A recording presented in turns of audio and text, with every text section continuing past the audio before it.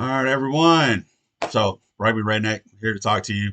It's been a while, been out due to some medical issues. Some of you guys know. However, back up and running. Not 100%, but hopefully I will be here shortly to be back out on the pitch, reffing, and just having a good time with all you guys again. So, first things first, definitely want to tell you, good job on everybody this year. It's been a wonderful, wonderful um, 15 season, especially during that fall semester. What's also great about it is that whenever the Long Star actually went into the National Collegiate Rugby program, basically went underneath that organization. It did suck that we did lose one team. We lost OU going up north, but however, it made it kind of true to be the Long Star Conference. Does kind of suck that we can't bring in UTIP, but UTIP so far. Um, that is kind of understandable that they're over there in New Mexico. Um, Either which way, definitely excited about how the season started out just because of the fact that it gave all the clubs something to look forward to, especially going into nationals. For many years, um, I've been telling people, Texas needs more. We need more light. We need to get out there more. We need to get out there more. And other people like, our commissioners, our coaches, they've been saying the same thing. And with us going under the NCR, it just definitely played out right, I think, for Texas, and it gave a lot of good athletes the opportunity to get looked at. So that being said, good job on everybody. One of the things I was asked about was why do I like the college rugby aspect more? I look at it a little bit more like when I was in the military. Every time we traveled or went somewhere or went to a new base, military clubs are really like college clubs. You're lucky to keep somebody for 4 years because you got people moving, you got people PCSing, you got people going to a new, say PCS, they go into a new base or post, or you got people getting out of the military. And so they're going back to wherever, they're at. And a lot of times, a lot of military bases, I know for me being in the Air Force, we're in rural communities. So it wasn't like there was a team that was there. So we had to build teams up. And so one of the things that I definitely like whenever, I have a club reach out to me and they're like, hey, we're trying to get our team back up. What do you think we should do? I always tell them what I did. And normally that's how they get started. And the best thing is like, don't ever let somebody tell you no. Keep going after it. Keep trying to get your team together and you're going to have a club. Don't get discouraged by losses. Only get discouraged when people just don't show up. However, you know, it's been a wonderful year so far. Definitely congratulations on Texas A&M and Sam Houston for making the playoffs. I want to say, was it St. Edwards too? I'm sorry, I haven't looked at my notes in a while. Um, and congratulations on Texas Tech. This is one of their best years they had in a very long time. Good on them, and also them playing in that bowl game a couple of weeks ago. So uh, the power ranking system. Some people were asking me, why and how and how did it come about, and it's a lot of newer guys which are asking questions, and they're good questions. So I'm just going to give you a quick rundown. Try not to spend too much time on it. So the reason why the power ranking system came about was when I was coaching at ACU. One of the big things that I always try to get more games or try to get teams to come. You know, Teams just wouldn't want to travel so far, and so we actually ended up trying to get it set up um, in areas, to where we could try to play each other.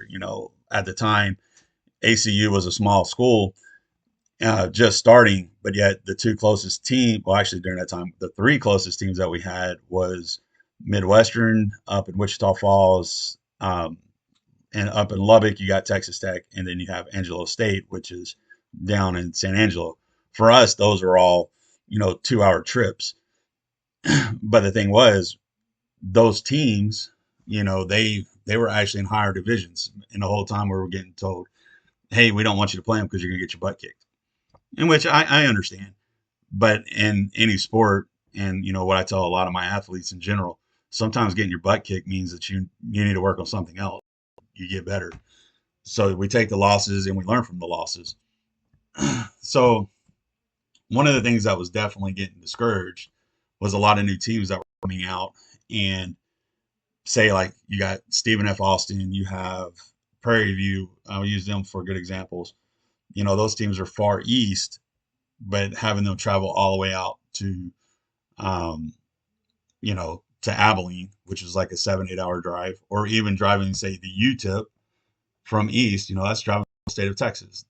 Y'all are college kids. Like some of y'all's programs are not funded like a regular varsity um, funded program. The school's not going to just pay y'all to jump on a bus and go. You're driving. So the whole idea of the power rankings was to say, hey, these clubs can actually play against each other just because they're in different divisions. Yeah, one's Red River and we're Lone Star. Why are these kids not playing against each other?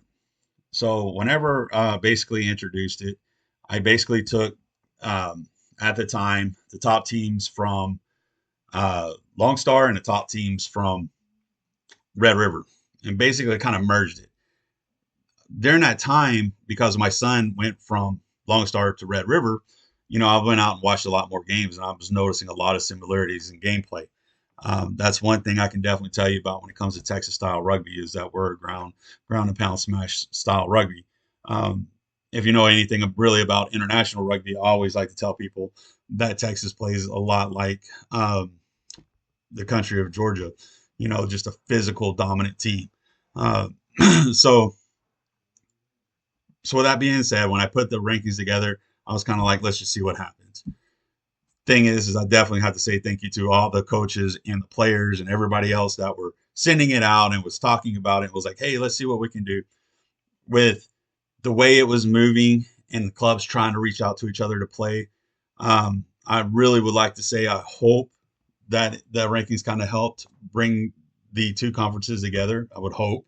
However, I definitely have to say thank you to the players and the coaching staff and all the team support, all of that. Y'all brought that together. I think y'all were the ones that were able to bring the two divisions closer together and brought it together and show like, hey, we can all compete together. So that was the whole reason behind it.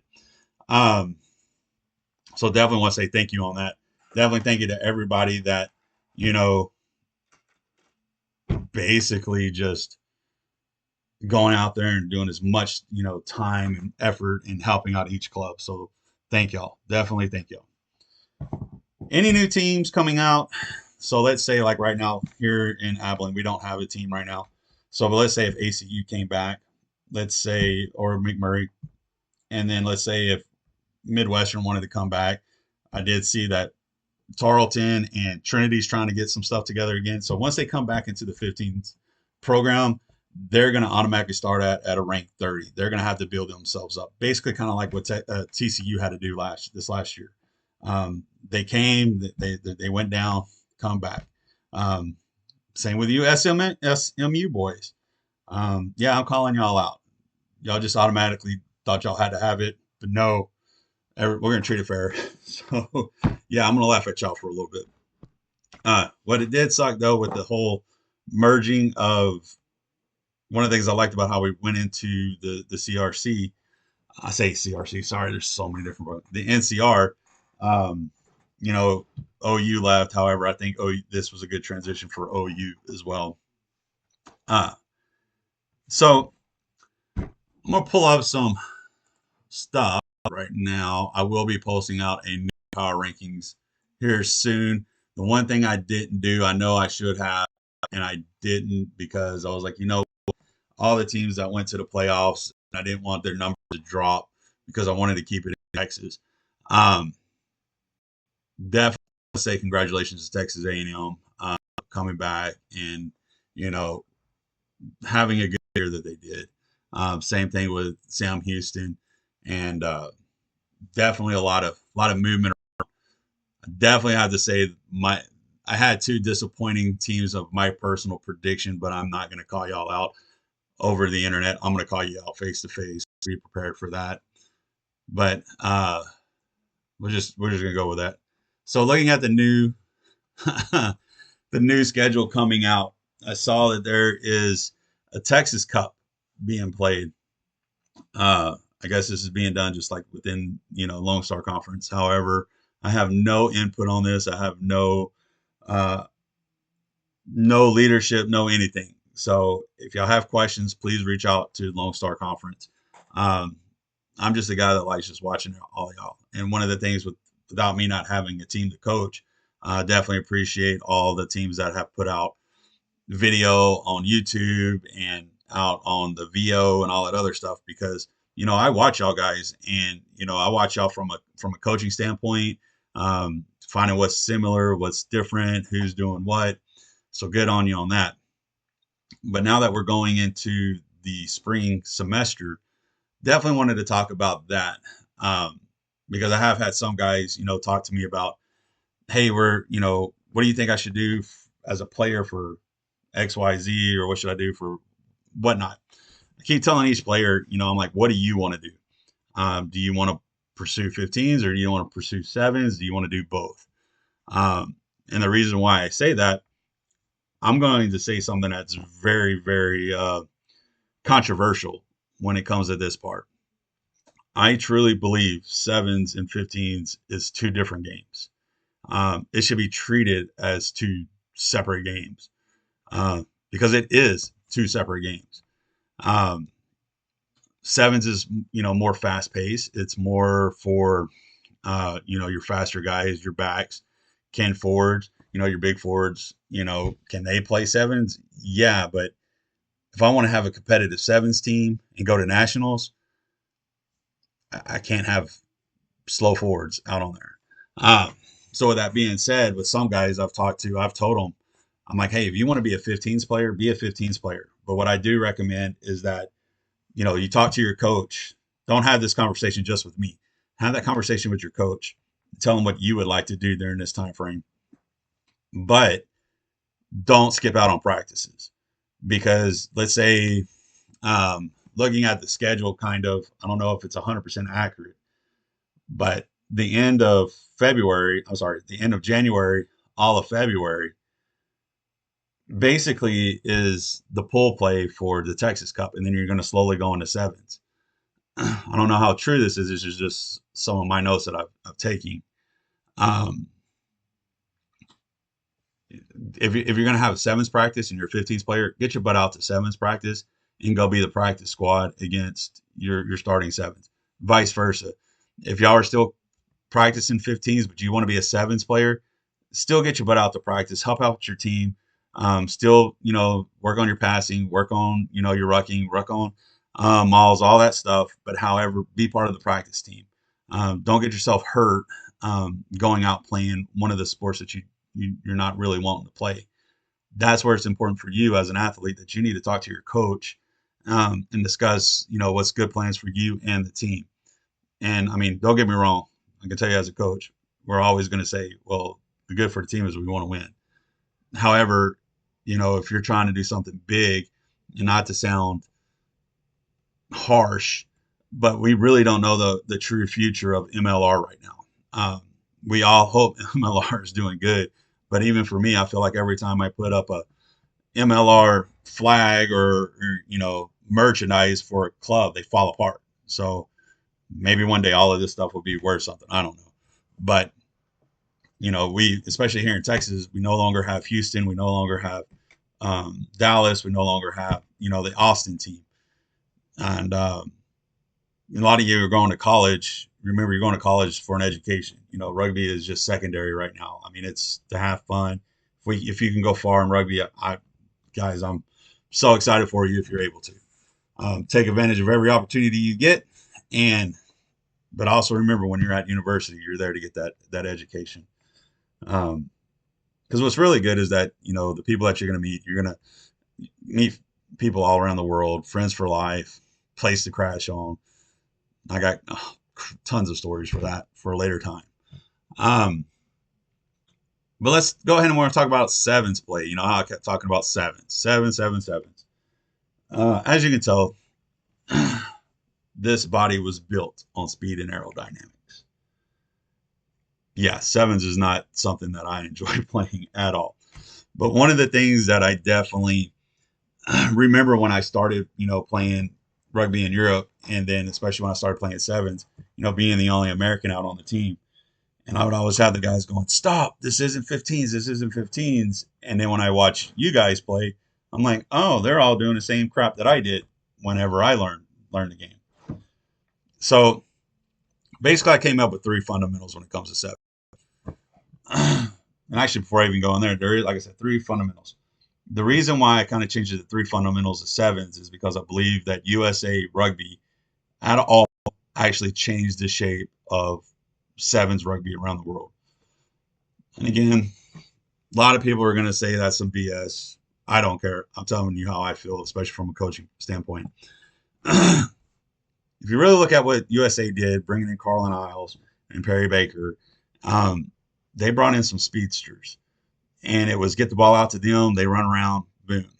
And now, if you really pay attention to the World Rugby Sevens, there's two clubs, and I'm gonna say one for men and one for women.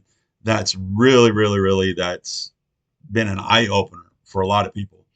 When it comes to the men's, it's really Spain. Spain's been doing really good from last year to now. They're doing wonderful. And on the women's side, it's Japan. And the one thing that really, really stands out about these two clubs, and again, it's about how I said USA Rugby really changed the dynamic. It goes to my first fundamental when it comes to sevens. Your first fundamental for sevens is going to be fitness. You got to have fitness. And when I say fitness, it's more than just being able to bench 250 pounds for reps or squatting 450 for reps. You got to have some speed. You got to have some endurance. You got to get out there and run. You got to be able to run a couple of 100 meters, within 3 or 4 minutes and not get tired. And we know how tournaments go. Tournaments are, it can last all day, or depending on that big one that's coming up, especially that yellow rose one that's coming up at the end of what we got that end of February, first part of March. That's a 2-day tournament. So fitness is very, very key. Uh, so also with that, when we're talking about fitness, uh, get with your fellow teammates, get with your coaching staff, something, and think about what y'all need to do for fitness wise. Uh, Whatever you do, and now this is just me being more I guess you could say, um I can't even think of it now because I've just been blabbling. But don't go to a next CrossFit gym and be like, hey, I'm going to go do 45 pounds and we're going to do it for reps. And then, look, I finished my workout in 15 minutes. It's like what Peter Griffin always says, if you're going to go work out for 15 minutes, you're only 15 minutes stronger. No, you ain't doing it. So um, think about your practice days, what I've been telling a few people. Um, I know a lot of clubs practice like on Tuesdays and Thursdays. So on Tuesdays and Thursdays, if you're practicing in the afternoon, in the morning, you need to be doing your weights. Don't be doing no cardio in there. When you get to practice, that's when you should be doing all your sprints. The last thing you need to do is you're going out to some tryout or some club. You've been doing, say, sprints, and then you've been doing weights, and then you're doing running more, and then you go to practice, and you're like, well, I went out to practice, and we was running a Bronco, or we was, just running 40s, and my speed time was slower. The first question was like, how many times you work out that day? And I have some guy saying, well, I worked out twice and I even ran like 5 miles. Like, well, there was the first problem. Understand, you need to understand your actual workout program and understand like your schedule. One of the great things about this, especially for you, is you're learning time management. So there we go. That's a dad thing. Also with fitness, make sure you're eating right. Make sure you're drinking plenty of water. I know right now it's supposed to be getting cold, but we got good old El Nino happening right now here in Texas, so it's not too cold. But make sure you're still drinking plenty of water. The biggest no-no that I always see when it comes to these tournaments, I will see kids. I say kids, you college kids, start breaking out pre-workout and all that stuff. I don't care what pre-workout you have or what energy drink you're having. That needs to be a no-go on those days. The reason for that, pre-workouts were there to boost your heart. It was there to get you worked up and get you going. You take that stuff and you're trying to do sprints. Nothing funny is when I'm running past, a young 20-year-old and they're puking, and it ain't the fact that they're out of shape. It's just because of the fact that pre-workout actually hit them too hard. So again, be smart with your supplementation with that as well. So, like I said, it comes to the first one, really, it's fitness, fitness, fitness, fitness. And I believe USA actually changed the dynamic of that. Because if you look at any tournament over the last couple of years, especially here in Texas, when you go to Dallas or Bloodfest or whatever. I honestly feel like there's no more social side tournaments here in Texas. And one of the people that actually spoke about that, it was a couple of guys. I think there was like two guys, one pitch or whatever. They had their podcast, and they actually talked about it, and it was actually true. I'm walking around because of I had my own personal issues, so I couldn't play in some of the games. Oh, I couldn't play because the doctor said no. But I'm walking around and watching, and I'm like, yeah, everything was competitive. There was no regular social of, hey, we're just gonna flop then that. So get your fitness in. Number two, when it comes to sevens, again, like I said, I got three different concepts. Second one is fundamentals. Practice your fundamentals. When you get out there to practice, and this is where I was talking about earlier, if you want to be a sevens player, but let's say y'all are practicing 15s for today, still get your butt to practice. Go be the practice squad. Go and learn. I say learn. Go and practice doing a proper pop pass. Go do a switch. Go do your loops. Go learn all that. Learn how to lift somebody. Fundamentals is going to keep you going. Um, if you're watching now, if you no joke, you go to that Rugby Pass TV. It's a free app. You go on there, watch the last two tournaments, and watch Spain and watch Japan. They're nothing special. I'll be honest. I'll tell you, they're nothing special at all. However, their fitness and their basically fundamentals, it's wonderful. Like, I mean, they're doing really good stuff.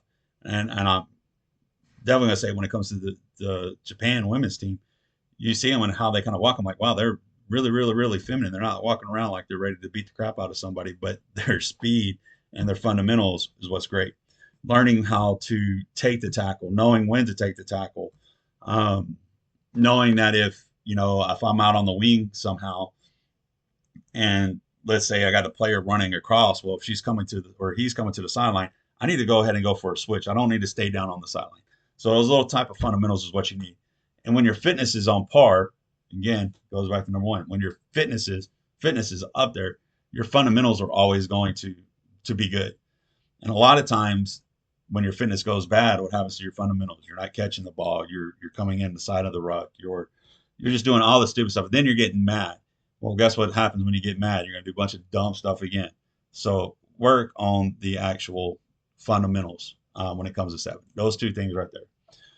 And number three.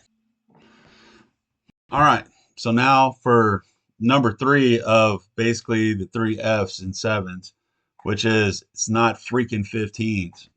What I mean by that, not freaking 15s, is that um, the only time that I actually tell people that they have a position in rugby, especially in open fields and sevens, is when it comes to your special teams or your set pieces. When I say special teams, I'm saying this is in football terms. Your special teams are going to be when you have lineouts and scrums or just your basic kickoffs. Um, a lot of people call that set pieces. However, like I said, I'm just going to throw in a little bit of football lingo. That's the only time you're actually going to have a legitimate position. If you're going to play as a prop or a hooker or whatnot. The thing is a lot of times, a lot of new players, and I was definitely at fault for this when I was learning sevens, was I would go to like every ruck. I would always ruck. And, you know, with the field being, you're playing on a size field being so wide and there's only seven people. And if I'm going to every ruck and I'm pushing and fighting, to protect that ball, I'm actually going to get tired out pretty quick. And that goes back to number one, as in my fitness. Um, it's going to just tire me out too fast. So basically, it's knowing about where you're positioning out on the field, knowing that I don't have to, if I'm on one sideline, I don't need to get all the way to the other side because I got players there. Um, knowing basically,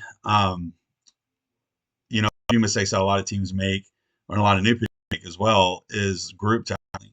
There's no more group tackling. It needs to go back to one person, one tackle. And it goes back to the other two F's, as in, well, I need to do my fundamentals. If it's a one-on-one tackle, I need to be down low, face down, cheek to cheek, bring them down. Then get my butt back up, go for that, counter ruck if I can. But here's another thing too with that. Once I make that tackle and there's somebody that's already over, there's no reason to counter up. Just get up, get on, set your D line, and let the gameplay play itself out. Meaning, if you just get back online, you make the tackle, you get up on your D line, force the offense, to make a penalty, make a mistake, and take advantage of those mistakes. Um, you don't always have to counter ruck when it comes to seven. You don't always have to, you know, you're definitely don't want a group tackle. And it's not the fact that you're going to have one person being like a scrum half and going to every no. Um, Basically, when you're doing that, you're taking everything out of position, out of whack, basically, um, and you're just going to get tired out too fast, which goes back to fundamentals, goes back to 15s. I'm sorry, it goes back to fundamentals and it goes back to fitness. Um, so all in all, if definitely looking forward to the rest of the season. If you have any questions or concerns, yeah, please, all means, you can ask me. I mean, I'm gonna tell you, straight how I feel. I mean, I'll tell you the same way I tell my kids.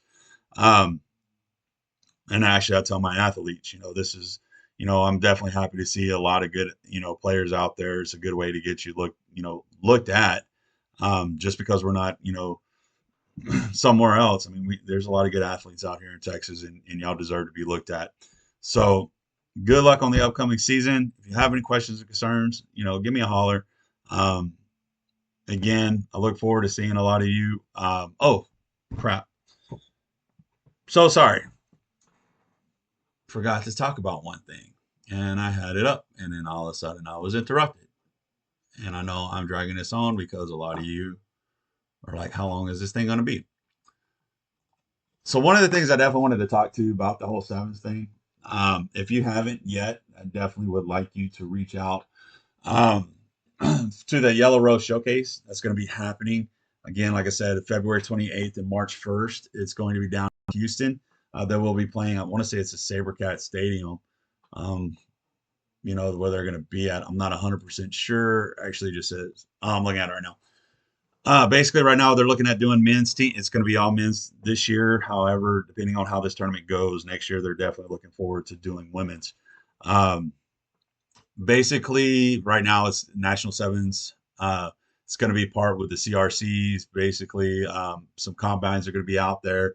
Gorilla's going to be out there. Um, Guys, is definitely a good way to get looked at for these summer tours. You never know who's going to pick you up and go play for. Um, Get out there and, do some highlights. Basically, one of the big things that I definitely like about it is that it's an automatic qualifier for the NCR National Sevens tournament. So those are the big ones, the big ones that, depending on how it goes, it's going to be played all over YouTube. It's going to be played on, major, hopefully major broadcast companies, and it's a good way to get your highlight reel in. Um, and one thing that I definitely like that they have is, um, there's teams from outside the state that's coming in, so it's going to give you that opportunity to play against other clubs besides the guys you're used to playing against. Um, Plus, too, you're definitely going to see different style of play. That's one of the great things I love about this sport. I mean, I started it, when I played in Europe with the Royal Air Force. And just as time goes, I got a chance to travel around a little bit more and see how other nationalities play and just make my own little blend of my gameplay. Um, so the big thing is definitely get out there, look for that Yellow Rose Showcase. Go to YouTube, I say YouTube, on Instagram, hit them up on Instagram if you haven't registered yet, um, because it's going to be a very, very good weekend. Um, Let me just kind of give you some rundown. So as of right now, we got one team coming out of Minnesota, Montana, Wyoming, uh, Denver. I know that Denver team that's coming in, they're really good. Got to ref them in the Nationals. There's a good group of boys there. You got one from Indiana, a couple of teams out of Tennessee. Definitely be scouting out a couple of those guys because I'll definitely tell you this summer I'm wanting to go to Memphis again with Baylor. And we got quite a few Texas teams. So if you haven't hit them up, and let me know if you need their contact information. I'll post it um, down in the bottom, and you know, hopefully have some fun this year, especially this upcoming season. So hopefully this has been a good video for you to listen to. Hopefully I didn't bore you too much, and if there's anything you would like to discuss, just let me know. And good luck to everybody.